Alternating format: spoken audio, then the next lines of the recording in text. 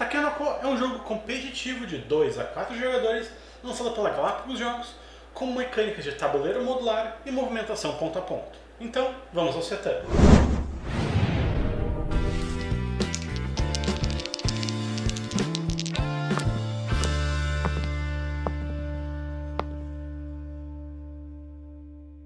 Coloque no centro da mesa a pilha de peças de terreno disponíveis, assim como todos os bambus de cada uma das 3 cores, ao alcance de todos os jogadores. E embaralhe e organize em 3 pilhas as cartas de objetivo, colocando o objetivo final do Imperador também à disposição de todos. Então coloque todas as canaletas de irrigação e fichas de aprimoramento no centro da mesa. Cada jogador também recebe um tabuleiro pessoal e 2 fichas marcadoras das ações da rodada. E a gente coloca a peça central de fonte com a miniatura do panda e do jardineiro no centro da mesa. Feito o setup, os jogadores podem começar a jogar. Começando pelo jogador mais alto, ele vai escolher e realizar 2 ações das 5 disponíveis no seu tabuleiro pessoal. Depois dele realizar essas 2 ações, ele vai passar para o próximo jogador, que vai realizar a ação dele, e os jogadores vão indo até que dê o trigger de final de jogo. Então, vamos ver cada uma dessas ações. A primeira ação disponível é a ação de pegar novas peças. O jogador vai comprar do monte 3 peças de terreno, vai escolher uma delas para ficar, e as outras 2 que sobrarem, ele vai devolver no fundo do monte. E por fim, ele vai posicionar essa peça no centro da mesa. Para posicionamento dessa peça, ele sempre tem que posicionar ela ou tocando a fonte central, nesse caso aqui também, tocando a fonte central, ou tocando pelo menos outras 2 peças que estão em jogo. Então nesse caso aqui, essa peça eu poderia ou colocar nesse espaço daqui, ou então eu poderia colocar nesse espaço aqui de cima. Eu não poderia colocá-la torta assim nesse caso, porque ela não está tocando a fonte, e nem está tocando outras 2 peças já em jogo. Então o posicionamento dela correto seria aqui ou nesse espaço daqui de cima. A segunda ação disponível é a ação de comprar uma canaleta de irrigação. Com isso o jogador vai pegar uma das canaletas de irrigação e vai imediatamente posicioná-la no tabuleiro. As canetas de irrigação têm que sempre ser posicionadas nas laterais dos hexágonos, sempre ou tocando a fonte central ou tocando uma segunda canaleta já posicionada anteriormente. Eu não posso simplesmente pegar uma canaleta e posicionar assim no meio do nada. Sempre que uma peça fica irrigada pela primeira vez, nasce imediatamente um bambu naquele espaço. Então quando eu posicionasse essa peça aqui na minha ação de ganhar um tile, eu vou imediatamente colocar o bambu ali. A mesma coisa aconteceria quando eu colocasse essa peça. Eu ganharia um bambu naquele espaço. Quando eu posicionasse essa peça daqui, como ela não está tocando a fonte central, ela não está irrigada. Mas caso eu coloque uma canaleta de irrigação na lateral dela, ela ficou irrigada pela primeira vez no jogo, ela vai ganhar um bambu. Vai lembrar que se eu colocar uma segunda canaleta nesse espaço ou nesse aqui, essa peça não vai ganhar mais nenhum bambu, porque ela só ganha na primeira vez que ela é irrigada no jogo. A terceira ação disponível é a ação de mover o jardineiro.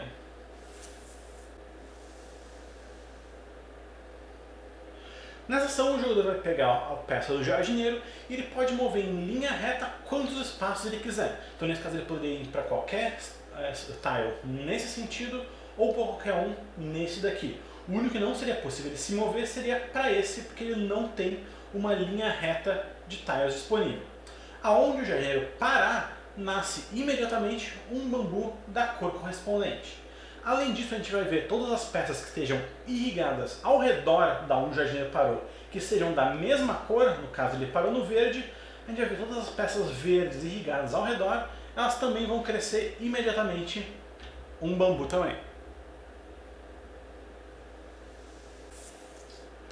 Próxima ação disponível, mover o panda. Para a ação de mover o panda, ele se move igual ao jardineiro, em linha reta, quantos espaços o jogador quiser. Nesse caso, novamente, o panda só não poderia se mover para esse espaço daqui. O panda pode inclusive estar presente no mesmo espaço do jardineiro, que não tem problema nenhum. Aonde o panda parar, o jogador vai simplesmente comer um dos seus bambus, vai pegar uns bambus daquele espaço e colocar no seu tabuleiro pessoal.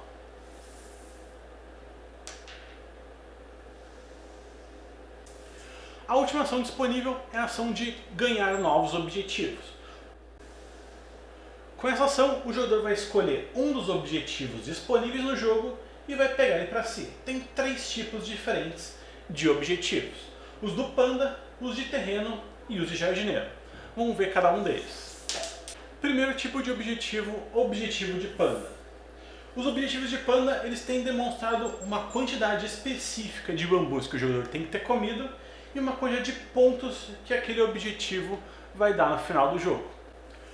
Para completar o objetivo, o jogador simplesmente descarta aquela quantidade de bambus pedida na carta, no caso 2 bambus amarelos, e completa aquele objetivo colocando ele aberto na sua frente.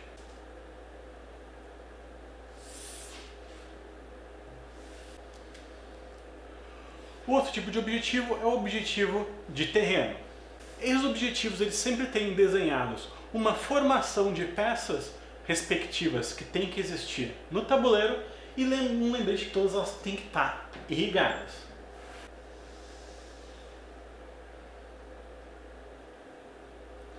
Para completar o objetivo, o jogador simplesmente mostra a carta, mostra para os jogadores aonde estão posicionados aquele tipo de terreno. Ele pode sempre girar conforme ele queira para facilitar a visualização e baixa ele na sua frente, marcando a quantidade de pontos respectivos.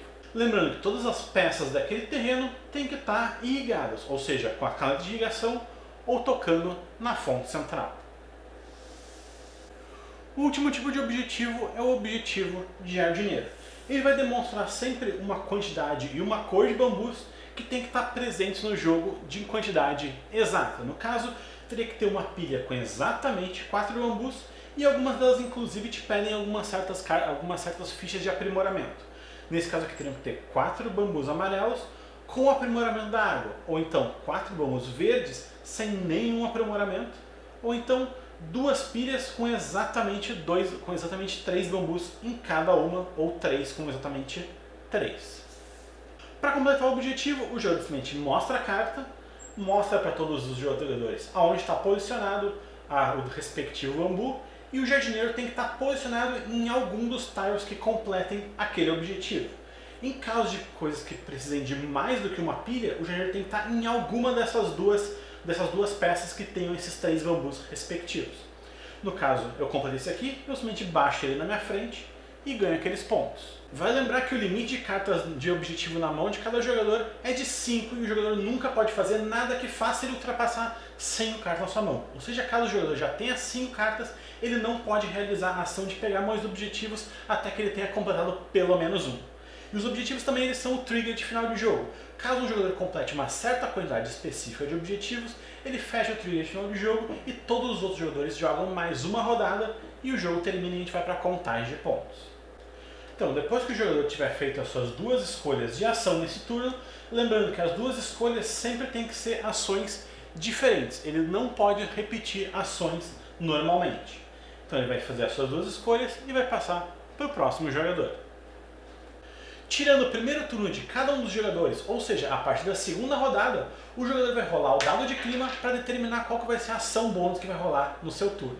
Então, vamos ver cada uma delas. A primeira fase que o jogador pode rolar é a fase do sol. Isso vai dar ao jogador uma ação extra, ou seja, o jogador vai poder fazer 3 ações diferentes durante o seu turno. A segunda ação que o jogador pode rolar é a ação da chuva, onde o jogador vai escolher um dos tiles do tabuleiro para nascer um bambu extra. Aonde o jogador escolher, vai simplesmente ser colocado um bambu ali. O jogador pode inclusive escolher uma peça que não esteja irrigada e aquela peça vai ganhar um bambu naquele espaço. Vai lembrar que essa peça ela não conta como se estivesse sendo irrigada e caso o panda coma aquele bambu, ele não vai nascer mais nenhum bambu ali e nem caso o jardineiro pare naquele espaço também não vai nascer mais bambus. A próxima face é a face do vento. Essa face do vento permite ao jogador, se ele quiser, repetir a ação da rodada. Ele pode fazer 2 vezes a mesma ação. Mas ele não é obrigado a fazer isso. Se ele quiser fazer 2 ações diferentes, ele pode. A próxima face é a face do raio. A face do raio ele assusta o panda e faz ele se movimentar para qualquer lugar do tabuleiro.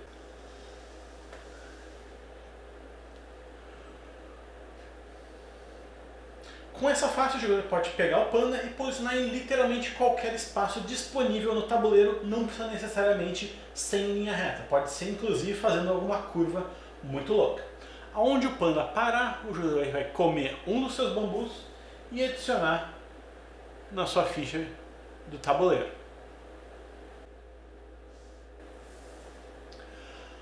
A última face disponível é a face da nuvenzinha. Quando o jogador tirar essa face, ele vai imediatamente escolher um dos três fichas de upgrade disponíveis e vai posicionar imediatamente no tabuleiro.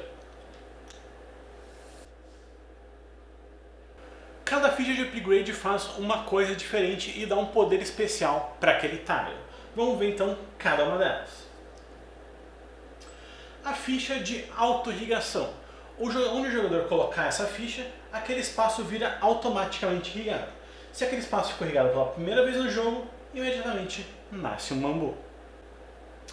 A segunda ficha disponível é a ficha dessas ferramentas do jardineiro, ou como eu prefiro chamar, o adubo. Onde o jogador colocar aquela ficha, sempre que for colocar um bambu ali, o jogador coloca 2 no lugar. Seja pelo efeito da chuva no dado, seja pelo efeito do jardineiro parando naquele espaço, sempre que eu for colocar um bambu, eu coloco um segundo imediatamente, respeitando sempre o limite de 4 bambus por pilha. E o último tipo disponível é a ficha do panda. Onde essa ficha for colocada, um panda pode ir até parar naquele espaço, só que ele não vai comer nenhum bambu daquela pilha. Algumas peças do tabuleiro inclusive já têm desenhadas essas fichas, ou seja, elas já têm naturalmente aquela ficha, aquele poder especial. Mas cada espaço só pode ter um poder especial, ou seja, os que já têm desenhados não podem receber uma segunda habilidade e os que já possuem uma ficha não podem receber uma segunda ficha ali. Caso não tenha mais nenhuma ficha disponível no estoque e o jogador role a parte da nuvem, ele simplesmente vai pegar uma ficha que já tenha sido posicionada e vai modificar de lugar, mas só se não tiver mais nenhuma disponível no estoque.